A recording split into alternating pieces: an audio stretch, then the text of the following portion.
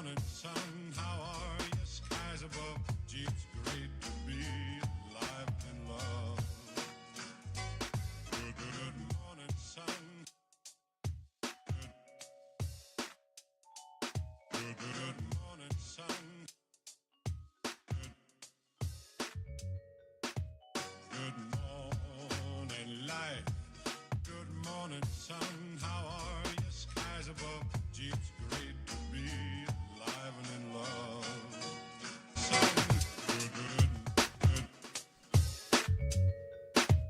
Good morning. Hola. Good morning. I have audio issues, so lo siento, bear with me. Wow. Okay, this may be challenging. Hola. Good morning. I have audio issues, so lo siento, bear with me. I do think we have audio issues. So, one moment. Let's just try to see how this is working. Audio issues. Okay. Let me know if this is working. I have discovered that I've been suspecting it, but my studio monitors, I think, are shot. I need to buy a new battery. Let me just see if they have charged in time. Un momento. Okay. They may last for 5 minutes, so let's see if this works. Okay. Can everyone hear me? Let's see. Okay, I think that might work. I'll try not to touch anything. Good morning. Buenos dias. Cheers.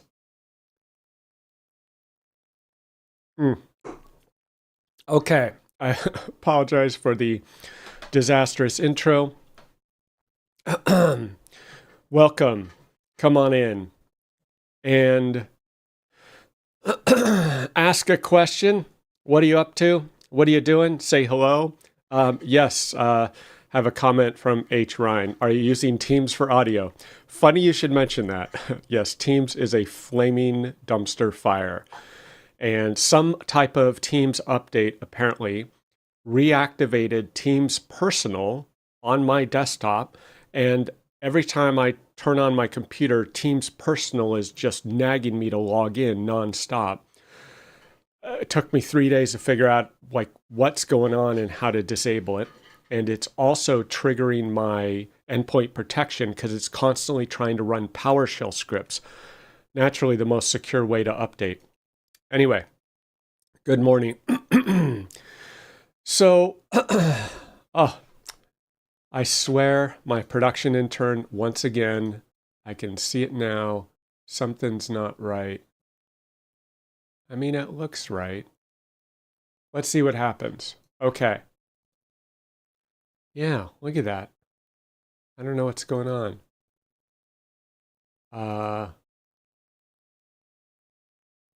Okay. We're just going to run with it. And my apologies. Wait, I have one Louis Vuitton photo that's out of place. There we go. And okay, I think we are ready to go. Better. So the weekend was actually fairly busy, and it all started with a delivery on Friday. And espresso lovers, you will know this classic, this classic budget coffee maker or espresso maker. This is the Gaggia Classic Pro E24, something like that. And I don't really care about the espresso machine, but what I am interested in what is called the Gaggiuino. And that is where I go to a website, apparently for someone in Taiwan, pay money for a Arduino-based controller system, sensors, probes, everything to hook up to this thing. And they clearly state, look, this hobby project, if you ever want to receive this and you want to be sure you receive it, don't buy it. If you don't care and maybe you'll receive it one day, buy it. I'm like, okay, YOLO. So I've ordered some kit from some random website purportedly in Taiwan, and I may receive it sometime in the next 6 months. So in the meantime, I'm making coffee with it. Speaking of which, cheers. So I think I figured out how to use it. It is a bit more involved than my Breville, but interesting. So got the fancy portafilter and all that stuff. So then I took my daughter to a mall in Orange County, California. And if you're familiar with Orange County, California, it does have a one stereotype, and that is that there is a fair amount of money down there. It's like the Orange County of Beverly Hills type of thing, or Beverly Hills of Orange County. This is South Coast Plaza. I was definitely out of my element.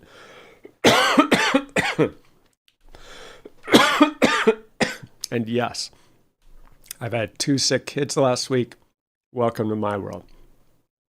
So there's some store with I don't know, Bulgari, is that how you say that? And then there's Louis Vuitton. And then my favorite is Hermes, however you pronounce it. There is a literal line out the door of the store. And part of that is they only let so many people in, and they do whatever you do in an Hermes store. But there are people standing there, like waiting to get in the store. And so I had to look and see, like, what does this place sell? It turns out that you can buy a pouch, not a purse, a pouch for $10,000. A pouch. Yes, it is a palladium plated buckle on the pouch, but $10,000. And wait, for you budget conscious shoppers, they do have a low priced item for you. Oh, see, I swear these interns. Hold up, let me fix it. Sorry. Okay. Let's catch up. For you budget conscious shoppers who can't afford the $10,000 pouch, they have a $640 leather luggage tag, which will last about 3 seconds at an airport. So clearly you would not put that on checked in luggage. So I thought that was entertaining. There's a line outside of a store that sells $640 luggage tags. I am clearly not in their demographic. And then I went to another kind of quasi-talent show. It's more like a culture. Oh, come on. It was a Filipino Cultural Network, I think it's what it's called. And they host a performance night. It's a big deal. They had 1,500 people attend this year at my kids' high school.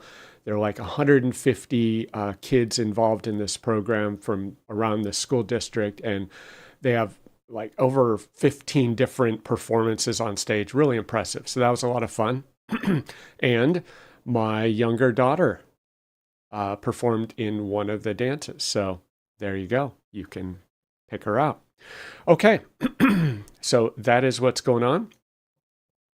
And weekly projects. It has been very busy. We are now at the ERP Center of Excellence, having some focus on billable hours and utilization, because that is the life of consulting. So they're learning about that in painful detail, thanks to me.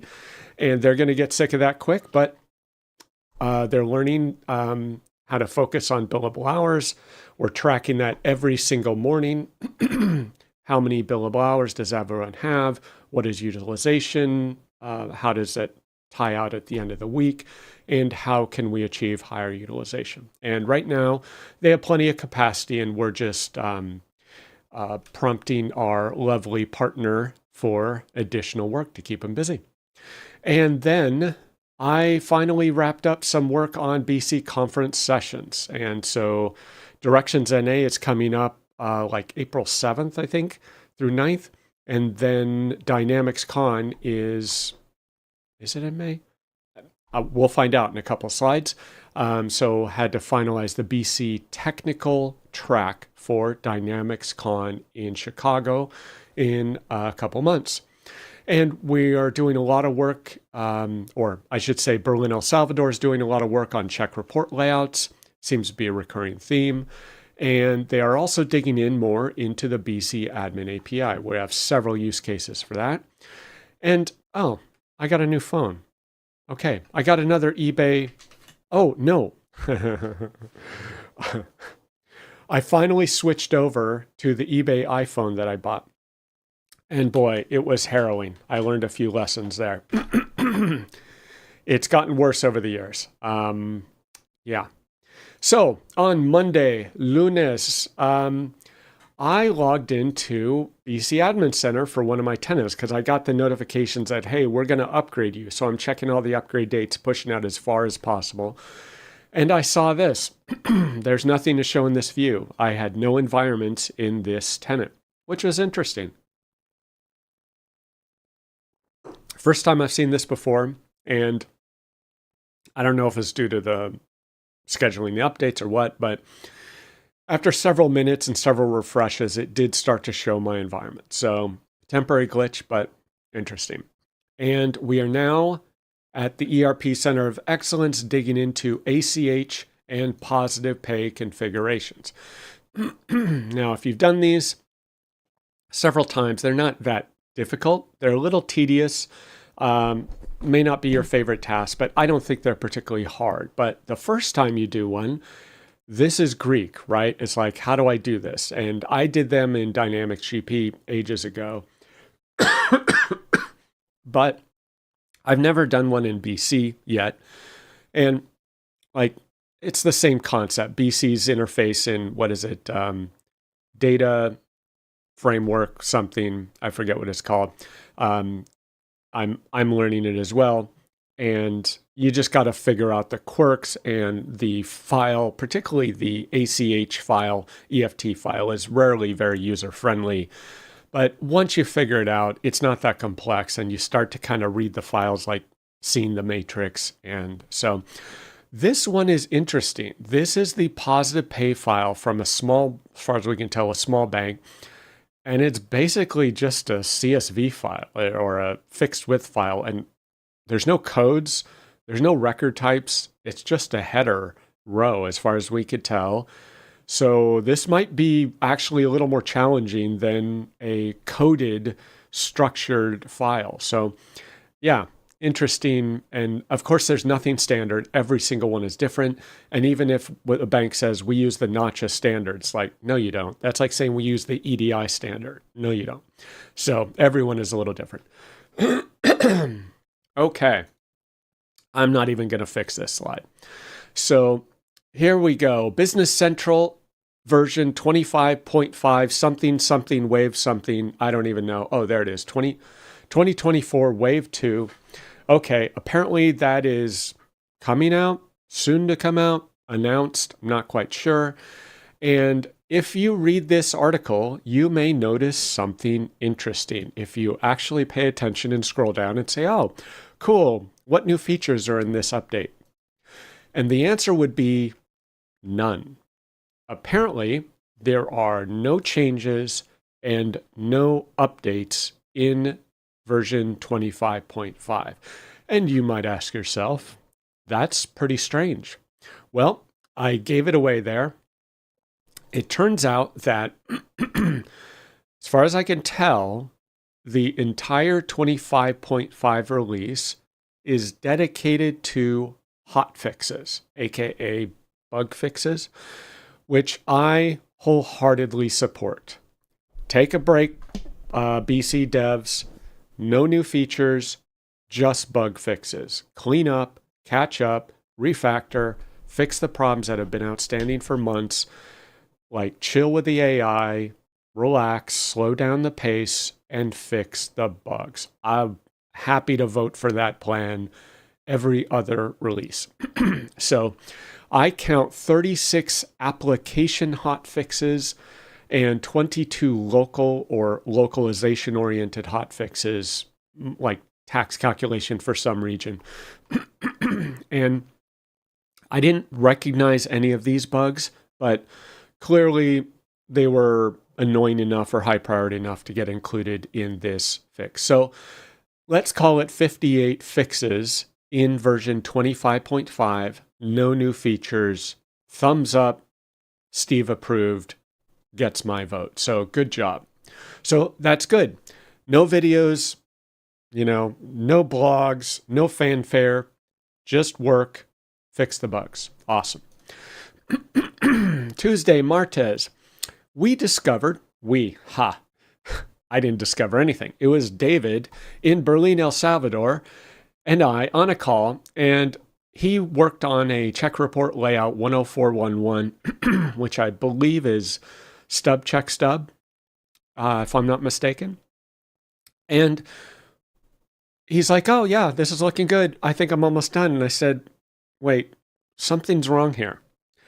And anyone in the US who has done a Micker check format would instantly realize, at least in my opinion, that ain't right.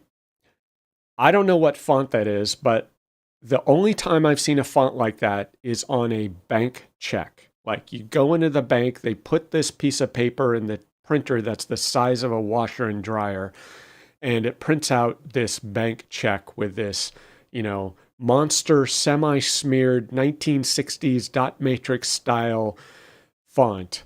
And that's the only other time I've seen a font like this. And so I was like, that's not right. That's not Micker encoded font. Apparently, according to the BC documentation, this is a potential Micker font. I have never in my life seen this used for Micker, so I would disagree.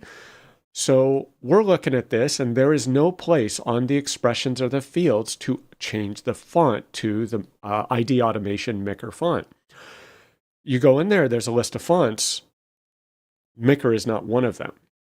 So after poking around, David found the font family attribute somewhere, and he documented it for me. We're going to do a KB article in our help desk for it. But he was able to switch it over to the traditional Micker font with the little funky symbols on each side and fix it. So what's interesting is we did not see this issue on the other check formats. We've done stub, stub, check. I don't know if we've done check, stub, stub, but we've definitely done stub, stub, check. And this font issue did not exist. And I found a blog post by Kristen Hausman where she starts formatting this check and says, oh, here's how you set this up. And she highlights this Micker line as something that needs to be fixed. But I think she missed that step and completed the blog post with forgetting to fix the font. So I don't know if she knew about this, but it wasn't documented in that blog post. So anyway, 10411, be on the lookout for that font. For some reason, that format has that issue. And then time tracking. This is the ancient Excel file that I use for time tracking for my consulting work since I don't know, it might have been since 2004-ish, definitely since 2007. I use this because it instantly allowed me to focus on billable time and utilization and really focus on getting billable hours. So this was how I did it. Now, I showed this to the team in Berlin, El Salvador, ERP Center of Excellence, and they said, that's great, Steve, but hello, we need to fill out BC timesheets with this data. So we might as well use this Excel format that is in the format of the BC timesheet so we can copy and paste. I was like, genius, right? They've already figured this out. They're way ahead of me as normal. And so they didn't have the billable versus non-billable focus or the utilization, so they're going to add that to their Excel file. So they have best of both worlds. So anyway, okay, I think audio is still working. So that's their time tracking focus is billable hours and utilization. And Directions and Dynamics Con, as I mentioned, I am doing one session at Directions NA in Las Vegas, have my flight and hotel booked, and that was painful, expensive, the hotel at Directions in Las Vegas. And then Dynamics Con, we do have a full BC technical track, 11 sessions, I think one of those is like an Ask the Experts panel. So if you are technically oriented, it is an end user focused conference, but if you're technically oriented, BC Dev focused, come and attend those technical sessions. And we hope there is some content that is of interest to you. And I'm sure many of you have had this experience before, but I ordered a package, and the vendor promptly shipped it. He said, here's your tracking number. A few days later, I'm like, where's my package? And it's like, oh, it's in New Jersey. I'm like, what? Where did it ship from? Oh, it shipped from Texas. So I'm like, wait, what is going on? It shipped from Texas, went to New Jersey for some reason, clearly wrong direction. Then it was sent to another city in New Jersey. Then it was shipped to Ontario, California. I was like, great, it's on its way. Oh, no. It shipped back to New Jersey. Like, what? And then after spending 2 nights in lovely New Jersey, seeing the sights, it finally shipped back to California and was delivered a day later. So it transited the entire United States 3.5 times with 1, 2, 3 pit stops in Jersey. And funny, I was talking to I was with a group of logistics, transportation, and trucking people yesterday. We were chatting about the logistics and trucking industry. And the woman who was a truck driver, long-haul truck driver, she said that one of them said, if you have to redirect a package, if it goes to the wrong place, if it so much as goes out of line just a little bit, you instantly lose money on that package just because of the extra handling, the transportation. So this is a little box this big, had an iPhone in it, and it transited the nation 3.5 times. UPS definitely lost money on that bad boy. So, okay, Wednesday, miércoles, I gave a crash course on Namecheap to the team in Berlin, El Salvador. Unrelated to BC, we are building other programs in Berlin, El Salvador, such as an upcoming English Academy. And Ronald is going to work on that. And as part of that, we want to make a website promoting the program, formalizing it, maybe having a sign-up link, listing the students. Because I have been sponsoring, I think I've done 13 English students so far. So I sponsor 1 student a month, give them an English scholarship, and then they participate in a 10-month intensive English program that prepares them to have an entry-level job in a English call center in El Salvador. So in order to extend that, so 10 months just barely gets you speaking English. It's impressive, but it's not fully fluent. You're not comfortable with it. So then there's the call center job, and that transition is not easy. Going from, being a high school student or just learning English and trying to apply for a job. So there's a need for interview prep, job prep. What am I getting myself into? So there's that orientation. And then there's more advanced English. How do you prepare for that? How can you practice other than your English class phrases? And so Ronald has a 5-year degree in English teaching. So he's going to head a program to have more of an intermediate advanced English academy.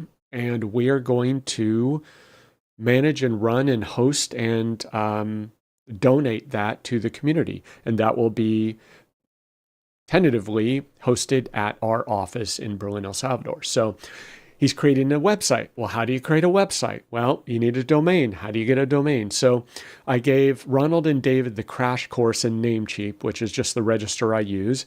We bought a domain, we set up hosting plan, and we just use their basic website builder, and they're going to build a website. So that was pretty cool. So they're expanding their technical skill set, learning how to build their own website to support the community program that we are going to build. So A to Z, I think, the fancy people would call that vertical integration. not really, but we're learning how to do everything ourselves without having to, hire a web designer. So that's been good. And Dynamics Con, I had a call with my co-presenter, Chris, who is going to lead an advanced telemetry session. So there are going to be 2 telemetry sessions at Dynamics Con. One is going to be intro to telemetry, and that's, why would you use it? How do you get started? And then Chris is going to offer some really, really valuable tips on intermediate advanced telemetry. And pretty hardcore stuff he's going to do. I have not even implemented half of it in our organization, so I need to get on the ball, and I'll probably learn something in that session. And also, I'm going to try and help contribute by offering how do you do custom telemetry signals in PTEs and AppSource apps, more likely PTEs for customer focus, just to let customers know you can have custom signals in PTE that feed into App Insights and allow you to have visibility into your PTEs other than just the base telemetry signal. So anyway, suggestion for durable AI website builder. Yeah, that's like PhD level stuff that compared to what we're doing. We are going to do bare bones, minimum viable product and use the Namecheap website builder, absolute basics. I've gone down the rabbit hole of websites and not even worth it. It's going to be a static website, needs to be maintainable by someone who has no idea what they're doing. So super, super low tech, bang it out, get it done, move on. If we need something more advanced, we'll look into it. But there's a million website solutions and lowest common denominator is what we're going for. BC Web API. I had a question from a customer. Can we do a patch? And I'm like, I don't know. Can you do a patch? And it turns out that you can. In the documentation, which unfortunately I didn't have a screenshot, it does indicate there is a post and patch operation available. However, you have to be aware of the context of how you're doing the patch. For instance, are you patching a newly imported purchase invoice? And my headset's about to die, so I apologize if sound goes haywire. And you know what? Let me try to just plug it in so it stays connected. And okay. So hopefully it just stays connected while charging. And okay, so a patch can be done, but if you're trying to patch certain fields on a posted purchase invoice, different ball game. And if I recall correctly, it is not supported for posted, even though you can do it in BC through the update posted transaction. I forget the screen. I just looked at it yesterday. Hold up. Let me see if I can find it. Oh my gosh. 10,000. So it is called for instance, the posted purchase invoice window. You can update payment reference, method code, creditor, posting description, and ship to address code, but that's through the UI. If you try to do that via API, via patch, I believe, could be mistaken, but I think you will get an error that you cannot update the fields on a posted document. And I think I have a screenshot later on. And directions NA, flight and hotel booked, as I mentioned, and whoa Nelly. El Salvador has spoiled me. I can get a hotel room in Berlin, El Salvador for $37 a night, and that's not cheap by their standards. I'm loving it, though. Las Vegas, it was $300 for Saturday and Sunday. So I chose not to come in on Saturday night. I'm going to fly in on Sunday morning and save the $300 for a hotel room that I'll spend, 8 hours in tops, sleep, shower, and head out for the conference. So, yes. And interestingly, I mentioned this, when I set up my new iPhone, I foolishly, I admit, chose to set it up from scratch. And it's been, I think, 3 or 4 years since I last got a phone, and I set them up from scratch since day one because I just always have dozens of apps that I don't want to carry over. It's just a bunch of garbage, just like my Windows desktops. I do not recommend doing that. It is painful nowadays. So much is tied to the device. It's not just installing apps and setting things up again. It was a nightmare. But one thing was awesome. I haven't done this in years. So back when I got my last phone, I still had a physical SIM card, had to go to the store, had it shipped to me, pay the $35 or $45 activation fee. Well, now, at least with iPhones, you just tap and say, yep, I want to move my number over. It takes you through this wizard. Say, oh, I'm connecting your old phone via Bluetooth, and here's the number I'm going to port over. Is that cool? You say continue. You get text messages and emails from the carrier, at least my carrier, and it transfers in 30 seconds a minute. It's pretty slick. So that's the new eSIM architecture, no fees, no dealing with the customer service of your carrier. And yeah, it's pretty impressive. So apparently I can get a new phone tomorrow and use this transfer process to port my number over and then use the iOS feature to migrate and clone my phone. Really, really impressive. It used to be a pain in the butt to deal with that. So really nice. So on the iPhone, I strongly recommend trying the full phone copy because I suffered trying to manually port everything over. It was just very, very painful. On the cybersecurity front, we have bounties, OSINT, and malware. Just random stuff going on. So I saw this. Google paid $12 million in bug bounties last year to security researchers. And that is probably the best money they have spent on any aspect of their security. I'm sure there's some obscure flaws and, 0 days or exploits that they paid for there, but $12 million is probably just a rounding error. It's like lunch money compared to their cybersecurity budget. So paying for bounties is probably fantastic ROI. Yeah, great idea. Microsoft does the same thing. I don't think they publicly release it. I'm not sure, but I know they do have a bug bounty program, and it's even available for Business Central and Dynamics platforms. And then I saw this. Apparently, Twitter X had a massive distributed denial of service attack this week. And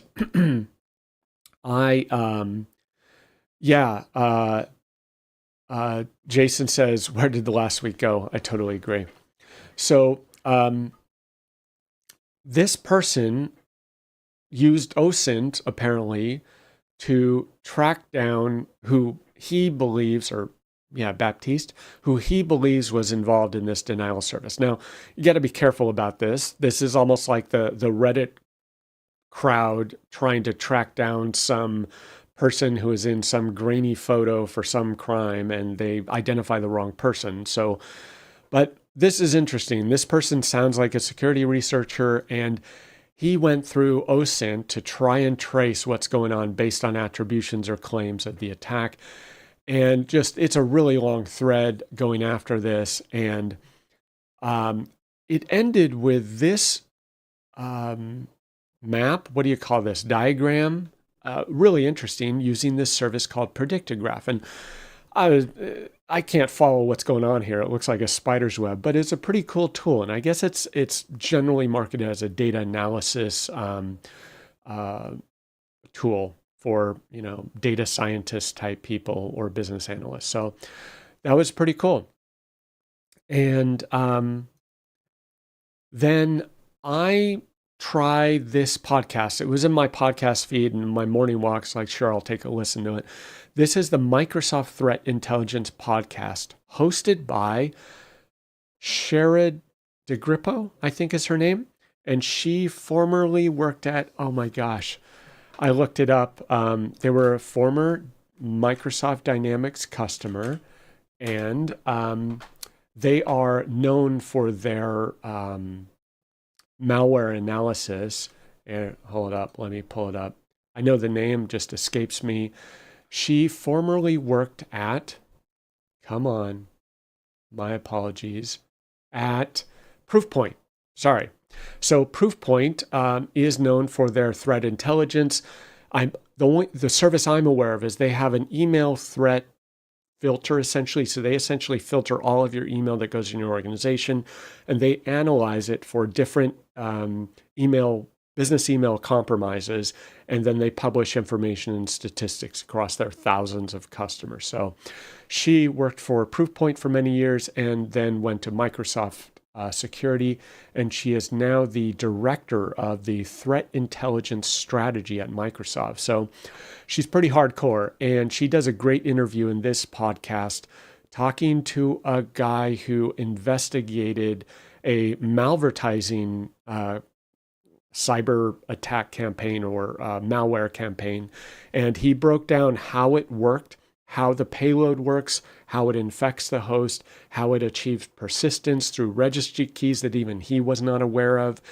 And really interesting how it hijacks, it does LOL, or there's another term for it, living off the land. So it hijacks Microsoft features and other features that allow it to obscure itself and maintain persistence. Really, really interesting breakdown. You're like, whoa. And he goes into excruciating detail about where in the registry this thing hides and how it was difficult to detect and clean up. So pretty cool conversation there. So upcoming events, próximos eventos, Directions NA, April 7th through 9th in Las Vegas. There is a Continia Partner Day on Saturday the 6th. So I will be there, and Tanya and I think Alyssa will be there from our team. So I am flying in on, oh no, that's Sunday. I'm sorry. Sunday the 6th? Maybe that's it. Sunday, April 6th. I fly in on Sunday morning to attend that Continia event. And then the conference starts on Monday the 7th. And so book your registration and your hotel room. Color Cloud in Hamburg, April 24th. Dynamics Con is in May. May 13th through 16th in Chicago. And I will be doing 2 sessions there. One is the telemetry session, and the other is intro to doing AL development with AI tools. I'm a novice, but Henrik and I are both novices, and we're going to show you what we learn. So not an advanced session, but if you have not yet explored the AI tools, we'll try to make it interesting for you as a beginner. And Dynamics Minds is May 26th through 28th in Slovenia. And the fish du jour. I thought that was going to be a one-time thing, but I keep getting them, so. So these were text messages. And in this theme, it's coming from like an email address, some number at qq.com. I guess they're blasting it to the SMS email interface for my provider. I don't even know how that works. I don't remember. And clearly this person, in my opinion, is not American. At least if they're trying to target the US, they're doing a very poor job of it, because they mention Warner Brothers to try and make it look like this is reputable. It's like, ooh, how flattering. But then they say part-time job. And Warner Brothers is not going to solicit people via text message for part-time jobs, but then they say salary, ranging from $50 to $500 US per day. Makes no sense. At least in my experience in the US, salary is not discussed in terms of dollars per day. And the fact that they put $50 to $500 US per day, well, it's obvious, like it would only be in US dollars. And then the basic salary is $688 US per 3 days of work. Again, makes no sense, because in the US, we do not generally refer to pay weekly or 3 days of work. So maybe side gig you would do this, but it's very odd. Then monthly salary. So they're just trying too hard. $6,300 US makes no sense whatsoever. 3-day paid trial period. Again, nonsensical. And then employment contract with our company. And then they use WhatsApp. And in my experience, WhatsApp is just not widely used in the US. So, and then lastly, the topper, the legal age must be 23 years old. Makes no sense in the context of US employment. Like, very bizarre in my experience. So yeah, just amateur hour here. And it's so wordy, it's obvious. So Insperity, we're recruiting remote online assessors. And I don't know if this is real or not, but Hotmail address, so probably phishing. So once again, salary 100 to 600 per day. That's not a salary in the US. It makes absolutely no sense.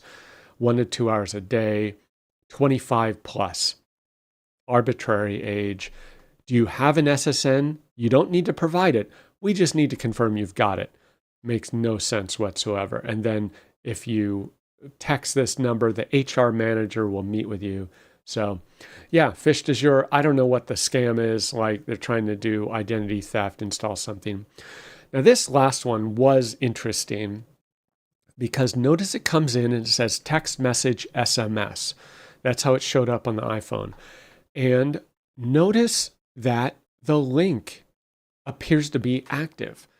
Now, my understanding is that in iOS, links should be disabled from unknown senders unless you have them in their in your contact list, or unless you reply to flag it. That automatically apparently flags it in iOS as an acceptable sender. Links should not be active. I didn't click on this, but I was very surprised that it showed up as a clickable link in the text. That is not my understanding of how the iOS security feature should work. So I don't know if they discovered a workaround for this, if it's a flaw or what. Now, I believe this was on the iOS 13.1 or 2 or whatever, not the latest one that just came out this week, which my understanding does have some 0-day vulnerabilities, but I believe those are related to WebKit. So this appears to be the iOS Messenger, whatever it's called, appears to be some type of workaround or flaw in that. So that was interesting. So Thursday, Jueves, I asked, is search, I'm slow to the uptake. I know many others have discovered this well before me, but I'm finally getting it like, aha. So my question is, traditional web search dead? And I think it's dead just because it has been abused for so long and like they have it coming. So the reference I saw somewhere else was something called Amara's Law. We tend to overestimate the effect of technology in the short run and underestimate the effect in the long run. So if you remember when ChatGPT 3 or whatever first came out, everyone was just freaking out because this thing could write a poem or a limerick or, tell me a joke, like silly things, kind of like the fart app on iPhones when they first came out, like these really just silly apps coming out and everyone was hyping that. Well, that wasn't where the technology was going. And so this relates to LLMs and GPT style AI agents. And the search component, which I didn't see it coming, I'm just not much of a futurist. So if you've ever tried to pull up a recipe website, they're horrible. It's like 16 pages of nonsensical blather about how the smell of lavender in your kitchen is life-altering when all I want is a muffin recipe, right? It's like, just give me the recipe. I don't want to scroll through 3 pages of noise because I'm in the kitchen with my phone, right? Nobody has time to read that. So I was playing with the Grok 3 app on my phone. I'm like, oh, okay, let me just ask for a recipe. How long do I cook these Brussels sprouts? I just want an answer. What temperature and how long? What's a good temperature for roasting Brussels sprouts in the oven? Boom, I got my answer. No ads, no searching, no figuring out what website to click on, no horrible recipe links or recipe blogs that are useless. And that's all I want to know. I don't want anything else. And I understand people are trying to sell ads. Not my problem. So I was like, okay, there we go. And coincidentally, in my feed the next day, here is Techno Tim, who I've mentioned in the past. He's got some great recommendations on apps and software and IoT and infrastructure and home lab stuff. And he says, I rarely Google anymore. Like, who has time for that? You got to search, you got to fight ads, you got to fight fake websites, you got to fight all this noise. And all I want is an answer. I have a question. I want an answer. I want to learn something. I want to know how. And everything is just screaming at you to try and manipulate you or deceive you into going in some direction. And it's just, we're tired of it. So he says, I don't do it anymore. I just ask an LLM and get the answer I want. And I save so much time. Totally agree. Like, I'm finally having this epiphany that many others knew months in advance and I hadn't quite caught on. And so there's Grok, there's Perplexity. I don't use ChatGPT or the others. I just don't have time, but I've been using Grok because it's convenient, and then Perplexity if I have a little more initiative. So that was Thursday. And then BC Web API bound actions. So this come up a couple times. And so in terms of I mentioned the post and patch, you got to be careful on how you call those. Well, the same thing with bound actions on BC Web APIs. They sound really cool until you need to use them in a particular circumstance. Then you got to research carefully or test it. And you're like, cool, BC Web API is bound actions. I can post a sales invoice. I can cancel a sales invoice. I can make a corrective credit memo against a sales invoice. Awesome. Except I don't think these work when the sales invoice is posted. Or at least I don't know. I would not assume that it does.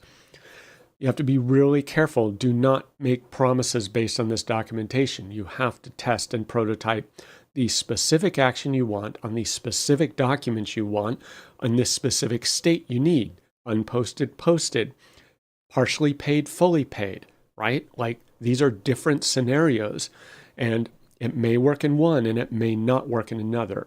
Roll the dice as to how this was implemented in the BC Web API. And case in point, this is the sales invoice bound action list. This is the purchase invoice bound action list. It has post. That's it. There is no cancel. There's no reverse. There's no corrective credit memo. None of the things that are available in the BC UI are available as a bound action in purchase invoice web API. So this is an issue. And I mentioned that a customer wanted to update the posting description. I believe it was posting description for the purchase invoice. And they were going to use a patch. And it's like, I think that might work for an unposted. I don't think it'll work for a posted. So this has come up numerous times in the last couple of weeks. So be careful. And this is what it looks like. You're going to get this response from the web API. The invoice has been posted and can no longer be modified. And that says application dialog exception. I want to look into that further to see if that is like a UI related event. But anyway, that did come back in the API. So like every single one of these things is a landmine. Maybe you're safe, maybe not. And if you're quoting based on assuming what bound actions work or don't work for whatever scenario, you are going to have a very bad day by rolling those dice, in my humble opinion. Microsoft Auth Nightmare. Part of setting up my new phone was porting Microsoft Authenticator from my old phone to this new phone. Oh, baby. Nightmare. I do not recommend doing it.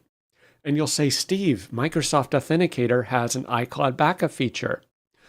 Yes, and that's what this is what that feature looks like.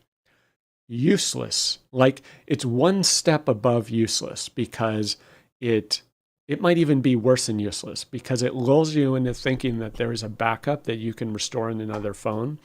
This is what happens.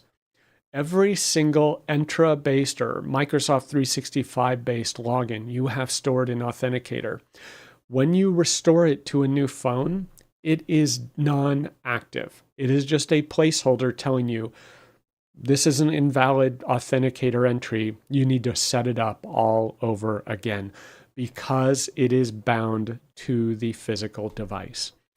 Now, what I don't know is if you use the iOS phone migration utility that does a wholesale copy of everything, I do not know if that retains it. I'm kind of hopeful that it would, but I can tell you that if you do not use that feature, if you try to set up a new phone from scratch, a new iPhone, and you restore from iCloud, You will be spending the next 4 hours restoring these logins. Now, if you only have 2, fine, you're good to go.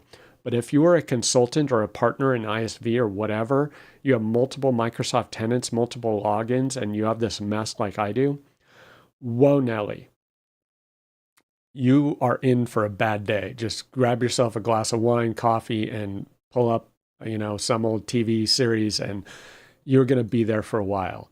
And the first problem is it took me an hour to figure out what I was supposed to do to fix this. You'll see it says action required. And the action required is it opens your camera. It says scan the QR code from your organization. And you're like, what QR code? What are you even talking about? I'm the admin of my organization and I don't know what to do. And there are thousands of people asking I'm not the only one, just thousands of people, forum thread after forum thread of these clueless people giving advice on Microsoft forums. Finally, there is that knight in shining armor who says, this is stupid, here's what you need to do. And there are people berating the people asking questions like, you're dumb, you should know how to set this up. Thousands of people are arguing to the contrary.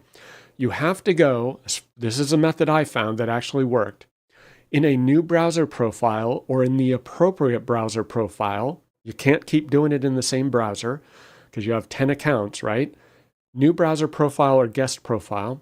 You have to go to aka.ms/MFA setup. You then have to log in with that account. Kicker, you better have your old phone because it prompts you for the Microsoft Authenticator code to log in. So you got to keep that old phone. If you lose that old phone, I have no idea how to deal with this. Like, you have to reset the password, and I couldn't find the option to clear it, just the MFA. I didn't spend more than an hour figuring that out. There's probably a way. I think I've done it, but when you log in, you'll be prompted for your MFA code in order to fix your MFA issue. Genius. So I found if you click Add Sign-In Method, it's not under Devices, it's nowhere else, it's Security Info, Add Sign-In Method, you prompt to add a new authenticator device, and then it will give you a barcode which you can scan on your new device, and it adds it. Oh dear Nelly, this is a long and tedious and painful process. I'm only halfway done, if that, and I had to give up for the day. Now, the one silver lining of this just never-ending nightmare is I was wondering how we could have multiple devices in our organization set up to authenticate, say, to a customer tenant, because we have access to a customer tenant for demo, like a sandbox. And like, if I'm in Los Angeles and, our support person in El Salvador needs access, they're like pinging me, hey, what's the code, or enter 72 or whatever. This is how you add another device, because you can't scan the authenticator QR code with 2 phones at the same time. We already tried that. But you can add a second device in another region or wherever to authenticate with Microsoft Authenticator on the same tenant. Very cool. Obviously, they need the password, so you need to coordinate, log in, and add their device and have them scan it remotely. But this is how you do it. So I learned something. I'm sure I'll forget this URL, aka.ms/MFA setup, but there you go, the small silver lining. And Jason says, maybe I should squeeze out some more years on the Samsung. Yes, or just, it is painful, at least if you have this scenario. Other apps, not so bad. Telegram was okay. I think Signal wiped out everything. I had to re-authenticate because it's a new phone, lost everything. WhatsApp, I did not have backup enabled on my WhatsApp because I just didn't want to have it backup in the cloud. I should have enabled backup first, migrated, then disabled backup. I lost everything in WhatsApp, all my contacts, all the conversations, totally wiped out. So yeah, and some iOS update disabled iCloud backup for Messenger, the iOS Messenger. Lost over a month of conversations till I figured that out. Fortunately, I still had my old phone, was able to resync. So, whoa, Nelly, not fun. Moving on, Summit M&A roadshows. Washington, D.C., Toronto, both in April, Minneapolis in May. We got Columbus in June, Chicago in June, and Philadelphia wrapping up June 26th. Double and triple check the dates before signing up or attending. Make sure the city is still hosting that event and that the date is correct. And also go check out the agenda for that session if it's published, because like if they're just doing a CRM session only, that might not be of interest for you. But attend a local event.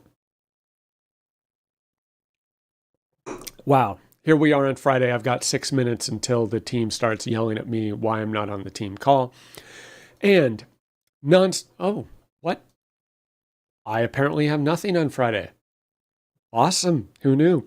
Well, I know I have a team meeting with the extended team of Blue Dragonfly and Test Team, our multinational organization. Our international enterprise will be meeting after my live stream.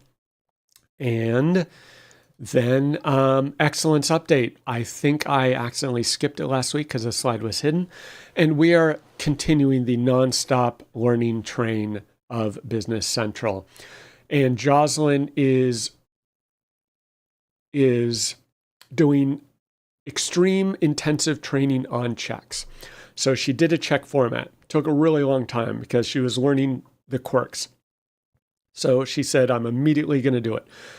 Soon as she finished the check format, got it delivered, she immediately did it. She did most of the formatting. I think one or two minor things remaining in 1.5 hours.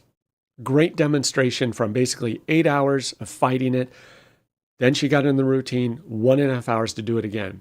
Then she's going to start all over again a third time on the same check, do it all over again, and get it down to under 1.5 hours. So she is just doing intensive training over and over and over. And she is also leading the effort to have a, hello, Christian, welcome, buenos dias. V. Gates, I think. How's it going? She is leading the charge to do a check request form, because we get the request and it's like, hey, format this check. It's like, okay, which format is it? Like, which format do you want us to use? Does the customer use MEM? Is it pre-printed check stock or is it blank check stock? And what's the other one? Any custom fields we need to add to the check, et cetera, et cetera. So we have a list of questions that we're going to ask and things we're going to request as part of that check request. So we're not going back and forth. So that is going to be cool. And maybe we'll get fancy and put that in a Microsoft form. So say Alyssa, when she has that request, she can supply everything at once, which will then feed into Freshdesk via Power Automate, which Ronald will take care of. We are fancy high tech around here, folks. And then David is also doing another check, but this time it's a blank check stock. So everything is going to be printed by Business Central. And he is also working on ACH and Positive Pay for that same customer. So he is doing the check payment trifecta for this customer. So he is jamming on that, learning ACH and Positive Pay for the first time. So we had a call yesterday to review that. And Ronald is continuing his Power Automate learning, and he has finished up our Power Automate flow for our internal use that deletes a sandbox, copies production in that sandbox, and then installs multi-entity management automatically in that sandbox. So we know that we always have a prod copy that always has multi-entity management installed fresh to kick off the trial to do our testing and report layouts. So that is awesome. He is jamming on that. He is working on some other stuff with BC notification approval workflows. And then Franklin is also just jamming. He is now digging in the BC admin API as well. He started with calling it via Postman. He's just kind of exploring that, prototyping things.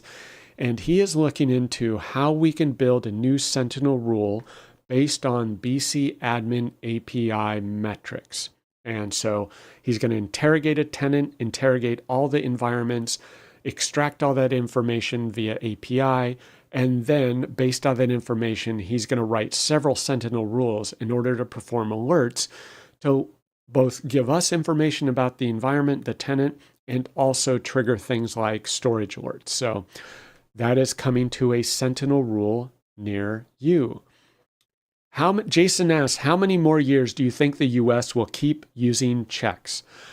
I would say it's going to be a very, very long time because the banking incentives in the United States there are financial incentives structured around paper checks. And they're behind the scenes. The consumer and business doesn't really benefit from them, but the banks do and businesses do. So we call it the float. That's one aspect of the check. So the float from when that check is written, drafted, dropped in the mail, the payee, like the sender of that check, benefits from that 3 to 5 day float. They're not withdrawing the cash.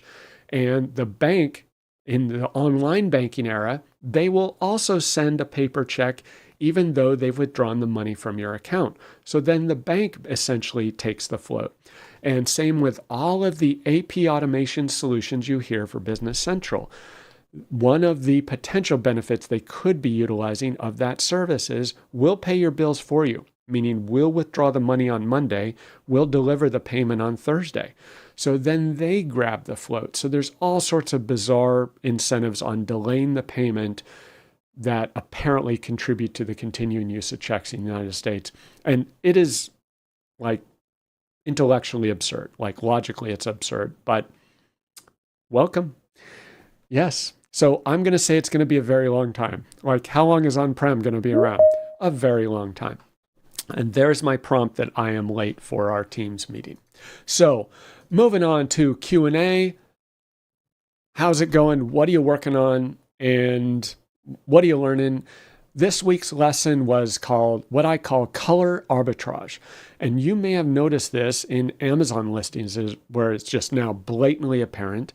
And that is where a product has radically different pricing based on the color. Now, my kids have these very expensive Bose noise canceling headphones. It's the whatever premium plus extra fancy Bose noise canceling headphones.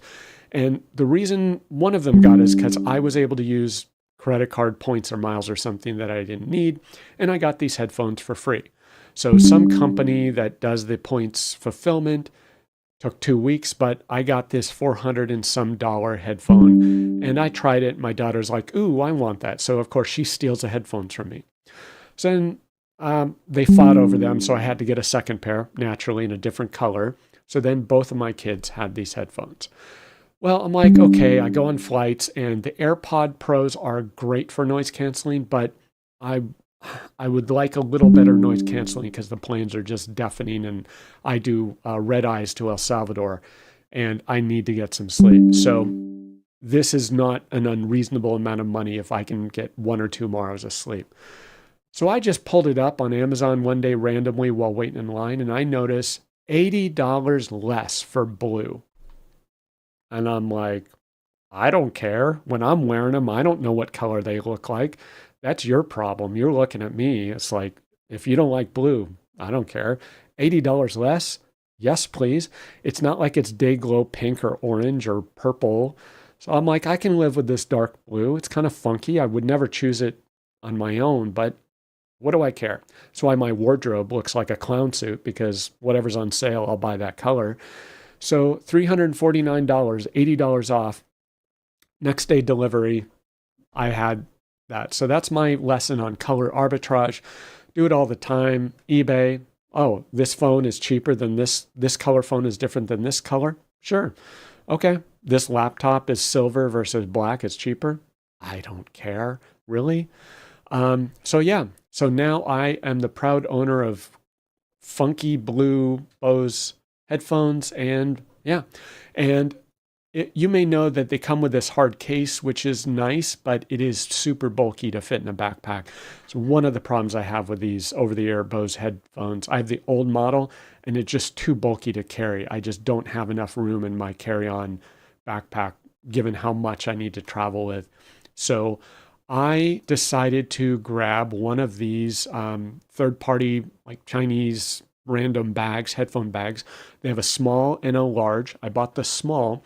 You pretzel up the Bose headphones in the little ball.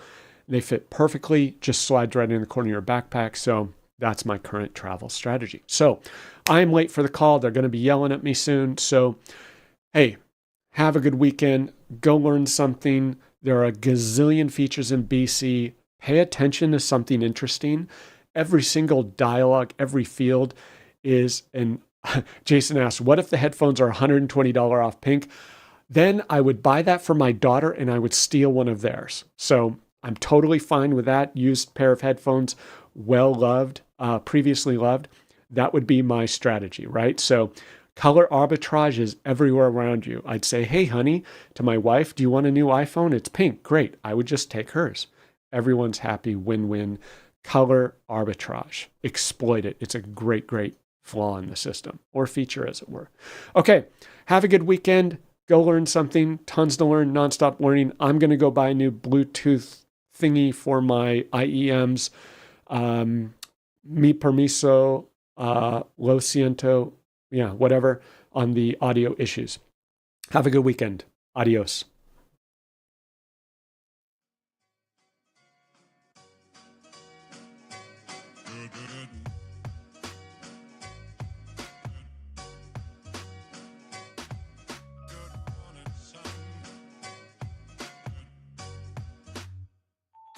Good morning, life.